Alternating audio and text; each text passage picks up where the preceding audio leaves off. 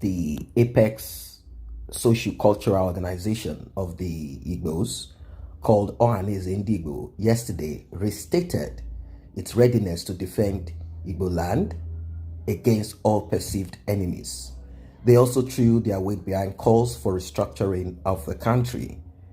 This was the resolution adopted after the National Executive Council NEC meeting of the youth wing of the group in Enugu State. Now, when you talk about restructuring, there are different aspects of restructuring, and there are different perceptions of restructuring, and there are different understanding of that word restructuring. It is now a common term used in Nigeria, bastardized, and some even do not understand what it stands for or what it is all about or what needs to be restructured and the way to go about this restructuring. According to the President General of Ohaneze Ndigbo, he said something about allowing each region to manage their resources. So what he's trying to say is this: the restructuring that he's talking about has to do with resources, the natural resources in every region. But what he has not taken into consideration is the South-South, where crude oil is, what has fed Nigeria. Now, I'm not talking about the gold in the north and some other parts. There are certain resources. In fact, there are resources in every state in Nigeria, but there are some resources that are much more viable. There are resources that benefit this criminal administration and previous administration much more. And with all of this, if all regions want to stand by themselves and govern themselves, either at the break, which Ohaneze Ndigbo is not talking about, they are simply talking about restructuring, weakening the center and allowing the regions to govern themselves and govern and manage their own resources. That is what Ohaneze Ndigbo stands for, against groups such as IPOB and some other groups. In a communique by Uchenna Obiora, National President of the Ohaneze Youth, Kingsley Dozier, Deputy President Uchenna Madu Kibe, National Secretary, and Osman Nkioma, National Publicity Secretary, the group affirmed the support of Ndigbo for a united Nigeria where peace, love, fairness, justice, equity, and equality of opportunities are paramount, regardless of creed, ethnicity, gender, or political affiliation. These are very, very strong words. Peace, love, fairness, justice, equity, and equality of opportunities. How is all of this possible with the present structure that we have? That is why they claim that they're asking for restructuring, where all of these things will be possible.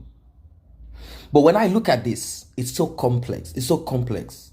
It is very complex because many of these politicians that we know today, dead, alive, old, all of them belong to the same caucus.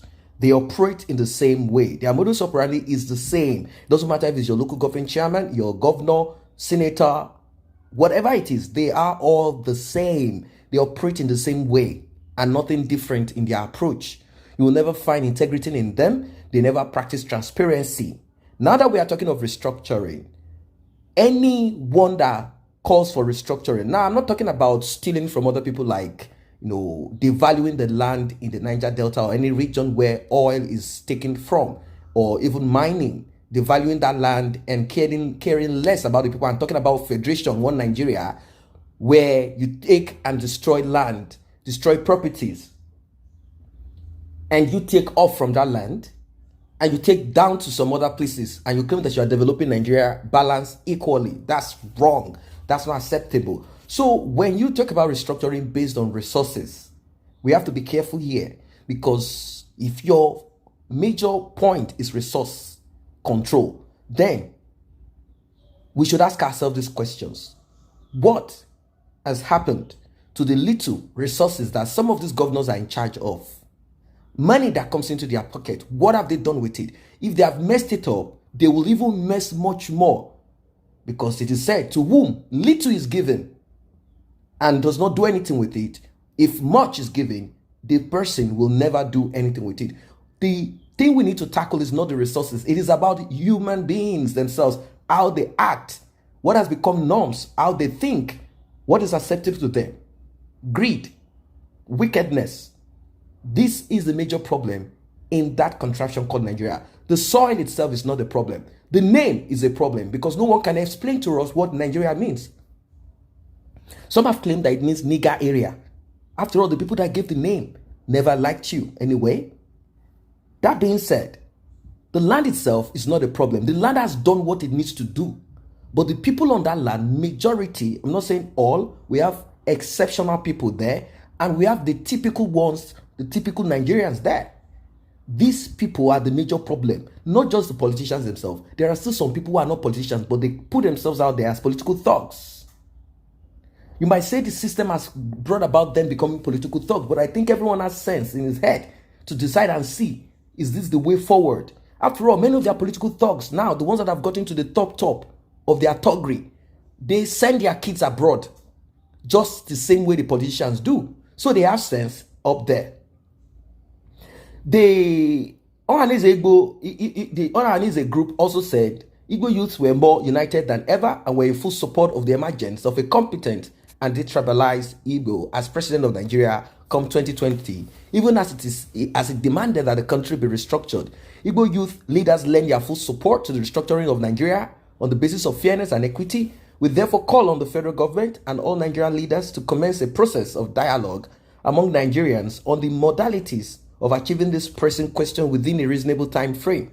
The leadership of Ohaneze youth, in consultation with the leadership of Ohaneze Ndigbo, led by our able leader Chivinian Wodo and other group Igbo political leaders, will engage the federal government on all areas of concerns to Indigos, to Nigeria as a whole, the group said. Meanwhile, the federal government, I'm just chipping this in, has earmarked 654 million naira to monitor Radio Biafra and other stations in the southeast.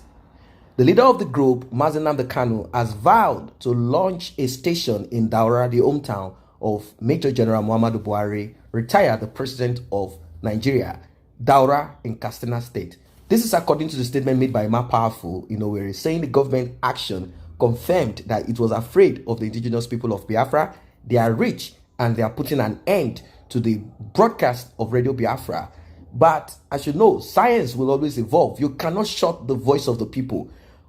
I wonder why they've not acted against Fulani herdsmen or the terrorists. Rather, they are granting them amnesty, wasting our resources and money, claiming that they are fighting terrorism. Every year, they allocate huge amount of money. And now, the Fulani herdsmen, they claim that they only go around with sticks.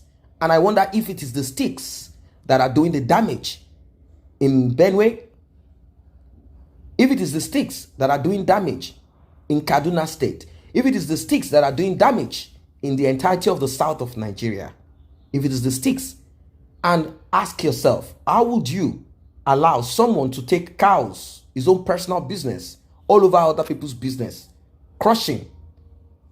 What are we talking about here? This is serious. They feel that the best way is for them to crush Radio Biafra. But we'll see if they will eventually be able to do this, or they are simply marking that huge amount of money so as to look for an avenue to make money for themselves, steal money for themselves. Everything is business for them.